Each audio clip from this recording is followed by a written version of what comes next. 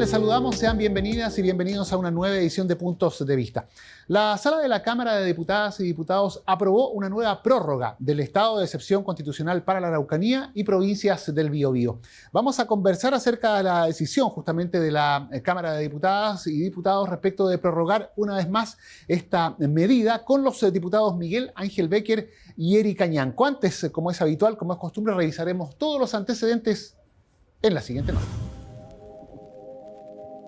La Sala de la Cámara respaldó una nueva prórroga del estado de excepción constitucional para la región de la Araucanía y las provincias de Arauco y del Biobío de la región del Biobío. La petición que realiza el Ejecutivo extiende por otros 30 días esta herramienta, con el objetivo de continuar el trabajo de prevención de delitos en la zona. En los antecedentes de la solicitud se hace una evaluación positiva del estado de excepción constitucional. Se sostiene que la presencia activa de las fuerzas de seguridad ha logrado reducir el registro de hechos de violencia. Así, las cifras dan cuenta del positivo balance que deja la participación del Ejército y Carabineros para prevenir la ocurrencia de delitos y atentados. Sin embargo, y más allá de la aprobación, el debate está dado en cuánto tiempo más debe extenderse una medida que nació como excepcional, pero que se ha transformado en habitual y permanente con todo lo que ello implica.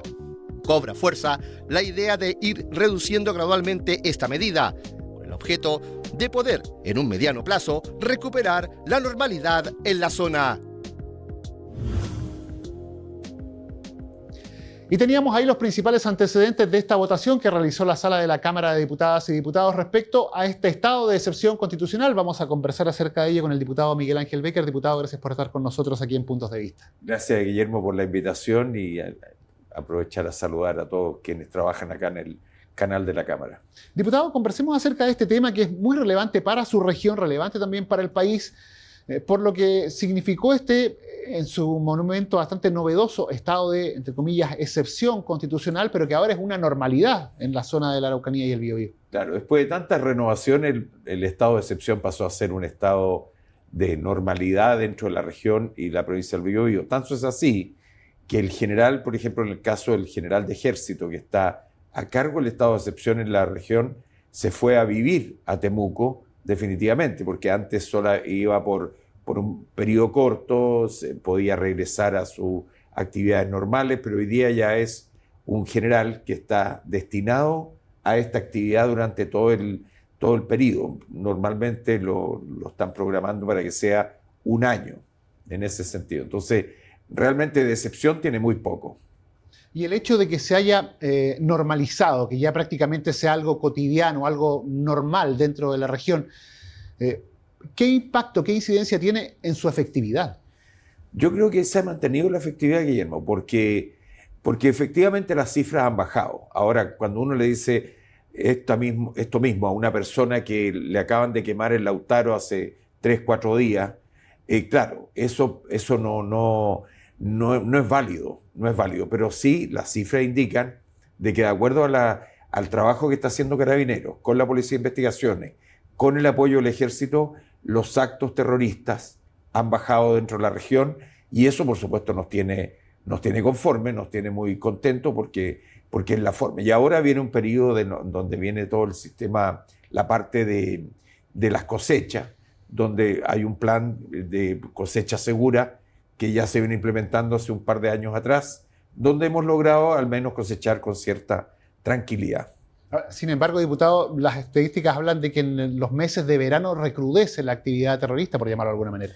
Sí, claro, porque los muchachos salen de vacaciones, principalmente los jóvenes que a veces pueden estar en la universidad, en otras partes del país, regresan a la región y se encuentran con que, me imagino que salen a hacer estas acciones, digamos. Pero la verdad es que también la cosecha es bueno porque es bueno para los delincuentes, porque en el fondo se extorsionan y se llevan camiones con grano como forma de pago dentro de las extorsiones. Eso disminuyó drásticamente y estamos conformes con eso y esperamos que se mantenga durante esta presente temporada de cosecha para enero, febrero, marzo del próximo año.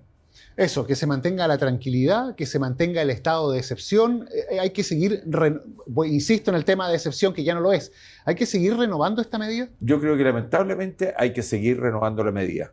Yo sé que para el ejército tiene un costo alto en cuanto a personal, medios, vehículos, combustible. Y también, por otro lado, el ejército no solo está ocupando a las personas que hoy están cumpliendo el estado de excepción, sino que hay una unidad que se tiene que estar preparando para reemplazar a quien está hoy día en actividad, y otra unidad que una vez que la misma unidad que sale va a reinstrucción, que es un tema, digamos, porque de alguna forma son 3 grandes grupos de personas, de personal del ejército, que están de alguna forma involucrados con el estado de excepción en la región de la Araucanía especialmente, pero que yo creo que ha dado resultados. Yo creo que se debe mantener, yo espero que se mantenga, porque nos da tranquilidad para poder seguir trabajando, para poder circular y para poder tener una vida relativamente normal en nuestra región. Ahora, diputado, uno es la operatividad, la puesta en práctica de este estado de excepción que le corresponde, usted lo mencionaba, a las policías y al ejército, que están encargados de, en terreno, garantizar esa seguridad. Pero quien determina o quien propone los estados de excepción es el Ejecutivo, es el gobierno. ¿Cómo lo ha hecho el gobierno? Usted ya hizo la evaluación de cómo lo han hecho las Fuerzas Armadas y Carabineros. ¿Cómo lo ha hecho el gobierno en este caso? Bueno, yo creo que el gobierno se ha puesto a la altura. Recordemos que al principio, cuando llegó recién el actual gobierno, se eliminó el estado de excepción y los actos delictuales subieron más de un 50%. Y en ese sentido entonces hubo la certeza de que había que seguir con el estado de excepción. Por otro lado, yo espero que se mantenga el estado de excepción, insisto, y el gobierno tiene que dar las herramientas para que el ejército pueda actuar. Nosotros, en general, sabemos dónde están los delincuentes, sabemos dónde se esconden, sabemos cómo actúan, entonces hay que permitir que a través de una inteligencia importante, unas acciones de inteligencia, pero por otro lado va a haber que llegar el momento de tener acciones donde podamos detener a quienes están actuando de esta forma. Alguna vez la Policía de Investigación intentó con más de 800 efectivos llegar hasta Temucuicui específicamente, y que al final tuvieron que salir incluso con algunos policías asesinados en ese mismo lugar. Entonces es un tema complejo, pero que tenemos que abordar de alguna forma, porque no se puede permitir que hayan sectores de nuestro país, en este caso en nuestra región, que estén bajo una ley distinta, una norma distinta, que se puedan manejar y quedar ahí las personas estas. ¿Y eso cómo se hace, diputado? Porque da la impresión de que si se adopta una decisión de estas características, sí o sí estaríamos frente a un enfrentamiento, y ese enfrentamiento tiene costos en vidas. Alguien tiene que asumir ese costo. Claro, ¿Cómo se hace? Yo espero que no tengamos enfrentamiento, Guillermo, pero yo creo que tenemos que llegar al momento en que podamos detener a las personas, porque estas personas también abandonan muchas veces lugares para hacer acciones delictuales o para ir a hacer otras cosas, digamos. Y por otro lado, el Estado, en muchos de los casos que ya lo hemos denunciado, le está pagando, por ejemplo, como plan de empleo y otras cosas, le está bonificando la presencia de algunas personas internamente. Entonces, reciben recursos del Estado, no trabajan y salen a hacer acciones delictuales. Entonces, a ellos primero hay que cortarles la plata y después detenerlos, y ojalá no tener que llegar a un momento de un enfrentamiento. Pero hay zonas donde Carabineros y la policía prácticamente no puede ingresar. Y el ejército no ha querido, porque el día que ingrese el ejército, tal como lo dijo un almirante, en 72 horas el tema deberá estar totalmente resuelto, pero eso podría significar baja de ambos lados, que no es lo que queremos, por supuesto. No queremos una situación de ese tipo, pero sí queremos vivir en paz y permitir que las personas que quieren invertir en la región lo puedan hacer con tranquilidad. Y ahora, diputado, proyectando este tema, yo creo que existe más o menos cierto consenso respecto a que ha funcionado bien y que seguir prolongándolo hoy por hoy parece la alternativa más válida. Pero esta posibilidad que se está planteando de ir retirándolo escalonadamente para tratar de llegar a una normalidad quizás a fines del 2025, principios del 2026, ¿lo ve factible o es utópico pensar en eso? Yo creo que sí es factible. Yo creo que sí es factible en la medida que exista una fórmula también de acercamiento porque hay muchas personas que son originarios los pueblos originarios o mapuches que no quieren nada con esto, todo lo contrario. Ellos mismos han sido perjudicados por estos pequeños grupos terroristas. Entonces, la mayoría, somos 1 millón de habitantes en la región, yo diría que hay hoy día 400, 500 personas actuando como delincuentes, como terroristas, entonces el tema no puede tomarse toda la región. Aquí hay un tema puntual que debemos buscar resolver ahí, digamos. Y en ese sentido creo que tenemos que seguir haciendo esfuerzo también por conversar, por plantear los temas y buscar alternativas para que las personas se puedan convertirse, trabajar en los campos, que la CONADI ha comprado campos que hoy día están botados, que ese es otro tema que también vamos a tener que enfrentar. Al parecer este gobierno no lo quiere ver, vamos a tener que ver el próximo gobierno que va a haber que tomar medidas para que los campos sean productivos. A pesar que hay personas que le va bien con los actos delictuales, entonces muchos de ellos prácticamente no quieren trabajar. Sí, para ir cerrando, diputado, ya nos está pillando el tiempo. Un tema es el estado de excepción, la mantención del orden público, y eso, lo hemos conversado, va relativamente bien. Pero lo otro es las políticas públicas. Se ha hablado mucho del plan Buen Vivir. Muchos dicen que no funciona. ¿Qué hay que hacer allí para que la seguridad vaya de la mano con el progreso, que hasta el parecer no está? Yo he tenido algunas diferencias con el plan del Buen Vivir, digamos. Conozco a quien lo está implementando en Temuco y se lo he dicho que el único que le cambió, tuvo un mejor vivir es él, digamos. Pero yo espero que ese tipo de acciones sí sean positivas en el mediano y largo plazo. Porque si estamos disponibles a invertir más recursos, bueno, mejoremos los caminos, mejoremos la asistencia técnica en cuanto al tema agrícola y poder entregar también las posibilidades de desarrollo a todos quienes vivimos en la región. Diputado Miguel Ángel Becker, le agradecemos haber conversado hoy con nosotros aquí en Puntos de Vista. Muchas gracias, Guillermo, un fuerte abrazo y que Dios bendiga a todos quienes nos han estado viendo y nos estamos viendo muy pronto. La conversación, el diálogo, los temas de actualidad, la contingencia, la revisamos semana a semana aquí en Puntos de Vista.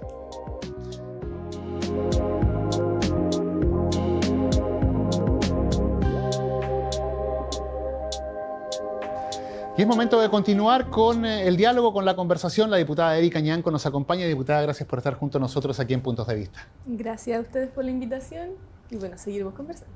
Diputada, claro, conversemos acerca de este tema porque es relevante no solo para la región de la Araucanía, el Biobío, sino que también para todo el país por lo que significa esta figura que se denomina estado de excepción, pero que ya prácticamente es una normalidad en la zona. ¿Cuál es la evaluación que usted hace particularmente del funcionamiento justamente del estado de excepción constitucional?